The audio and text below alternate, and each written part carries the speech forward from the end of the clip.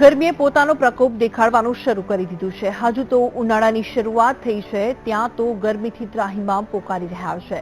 ત્યારે આગામી કલાકોમાં હીટવેવની આગાહી કરવામાં આવી રહી છે।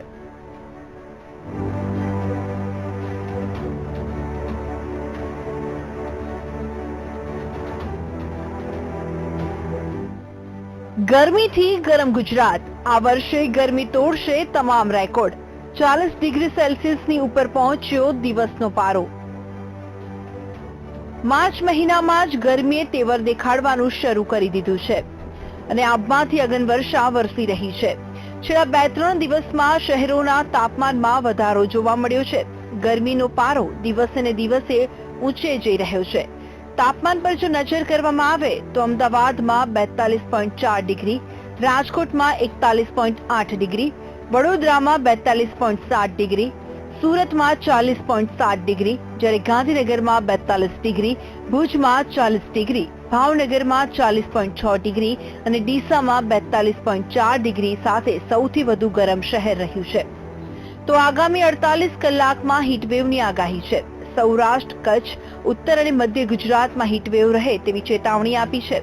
જોકે મોટા ભાગના શહેરોના તાપમાનનો પારો 40 ડિગ્રી પર પહોંચ્યો છે, જેથી લોકો ગરમીથી બચવા માટે અનેક ઉપાયો અપનાવી રહ્યા છે।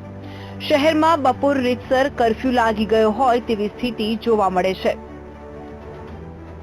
તો હીટવેવને જોતા રાજકોટ મનપાએ એક્શન પ્લાન તૈયાર કર્યો છે, જે માટે મનપાએ શાળા સંચાલકો સાથે તાકીદ બેઠક બોલાવી હતી અને ગરમીથી બચવા અને સ્કૂલમાં ફ્રીજના પીવાના પાણીના બદલે માટલાના પાણીનો ઉપયોગ કરવાનું સૂચન કરાયું હતું।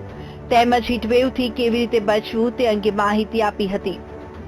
સ્કૂલ સંચાલકો આ સમયમાં શું કામગીરી કરવા જોઈએ, કારણ કે નાના બાળકો જે હોય છે એ ક્યારે પાણીનું જે સેવન છે એ નહીં કરતા હોય, એટલે એ સમયે ટીચર્સનું શું ભૂમિકા રહેશે, પ્રિન્સિપલનું શું ભૂમિકા રહેશે અને સંચાલકોનું શું ભૂમિકા રહેશે। દાખલા તરીકે જે ગાડીમાં, જે બસમાં બાળકો આવતા હોય સ્કૂલમાં, અને એ લોકો કેવી રીતે પાણીનો વધારે ઉપયોગ કરવી, પાણીનું વધારે સેવન કરવી, આ તમામ બાબતો શું કાળજી રાખવી, એ બાળકોને કેવી રીતે અને એના પેરેન્ટ્સ સુધી જવા માટે એ તમામ શાળા સંચાલકોને જાણ કરવામાં આવી છે।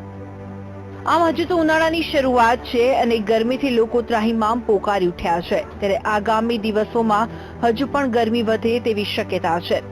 સૂત્રો તરફથી મળતી માહિતી મુજબ ચાલુ વર્ષે ગરમીનું તાપમાન 45 ડિગ્રીથી વધીને 50 ડિગ્રી સુધી પહોંચે તેવી શક્યતા છે। Bureau report, VTV news.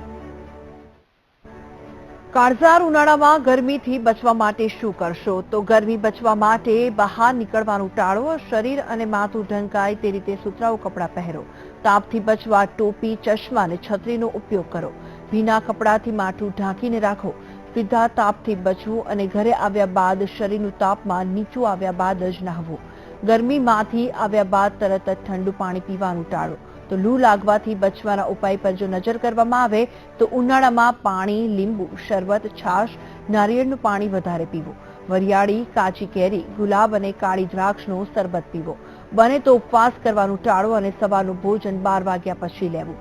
અને હવે લૂ લાગવાના લક્ષણો પર નજર કરવામાં આવે તો માથા અને પગની પિંડીઓમાં દુખાવો થવો, ઉલટી અને ઉબકા આવવા અને ચક્કર આવવા, આંખે અંધારા આવવા, બેભાન થઈ જવું અને ખૂબ જ તરસ લાગવી, શરીરમાંથી પાણી ઓછું થઈ જવું।